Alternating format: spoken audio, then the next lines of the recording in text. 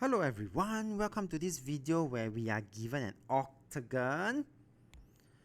The moment I see this, straight away I need to know how many sides does an octagon has. It is an 8-sided figure.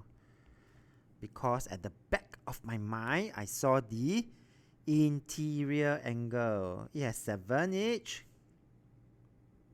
And find the last one. So, for this question, notice that even if I do not know octagon has 8 sides, I could easily guess from here 7 and remaining total is 8. 7 plus 1, 8. Okay? So the next thing is, please remember that the sum of the interior angles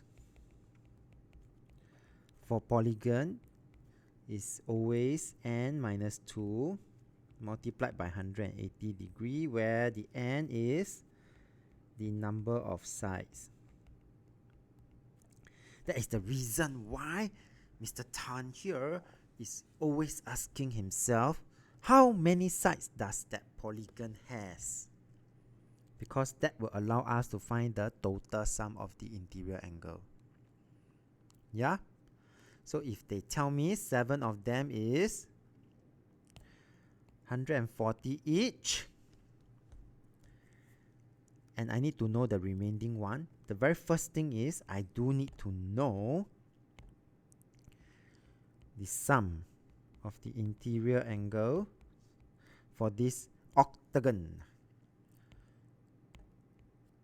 How many sides again?